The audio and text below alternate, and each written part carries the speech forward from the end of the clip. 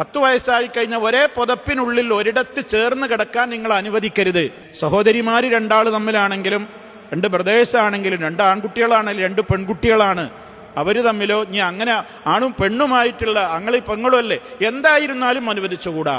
ചില ആളുകൾ ഇങ്ങനെ സ്നേഹം മൂത്തിട്ട് മക്കൾക്ക് പ്രായമായാലും ഉമ്മാനെ കെട്ടിപ്പിടിച്ചുകൊണ്ട് കിടക്കാൻ അനുവദിക്കും. ആ മോനല്ലേ, എൻ്റെ കുട്ടിയല്ലേ, അവനക്ക് അങ്ങനെയാണ്, അങ്ങനെ ശീലിച്ചിരിക്കണം, ഞാൻ അല്ലാതെ അവന് പറ്റൂല. അതൊക്കെ മാറണം, മാറ്റേണ്ട സമ്പ്രദായങ്ങളാണ്. അതൊന്നും എക്സ്ക്യൂസ്, നമ്മൾ അങ്ങനെ ആ നിലക്കുള്ള സഹതാപ തരംഗമൊന്നും ഇവിടെ നടക്കൂല, പാടില്ല എന്ന് തന്നെയാണ്. അത് ഉമ്മയല്ലേ, ഉമ്മ തന്നെയാണ്. പക്ഷെ അതുകൊണ്ടല്ല, ഒരു പ്രായം, ഒരു സ്റ്റേജ് എത്തിക്കഴിഞ്ഞാൽ മാറ്റിക്കിടത്തേണ്ടവരെ മാറ്റിക്കിടത്തുക തന്നെ ചെയ്യണം. അതൊരു ട്രെയിനിങ് ആണ്, അതൊരു പരിശീലനമാണ്. അതിലൊക്കെ അടങ്ങിയ ഹിക്മത്ത് എന്താണെന്ന് മനുഷ്യരെ സൃഷ്ടിച്ച റബ്ബല്ലേ ഇതൊക്കെ പറയുന്നത്. അതിൽ അവന് പല ഹിക്മത്തുകളും ഉണ്ടാകാം.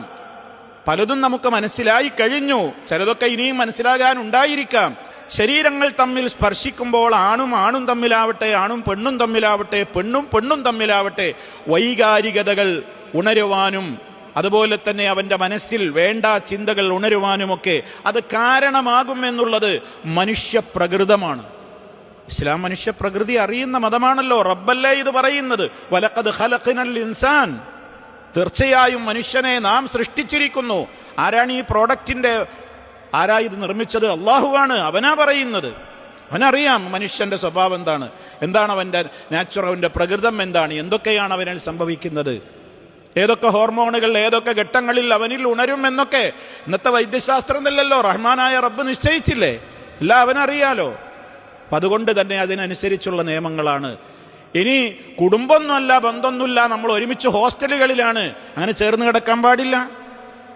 വെറും ഗേൾസ് ഹോസ്റ്റലാണ്, വിമൻസ് ഹോസ്റ്റലാണ്, അതല്ലെങ്കിൽ ജെൻസിൻ്റെ ഹോസ്റ്റൽ മാത്രമാണ്, അവിടെയാണെങ്കിലും പറ്റൂല, എവിടെയാണെങ്കിലും പാടില്ല.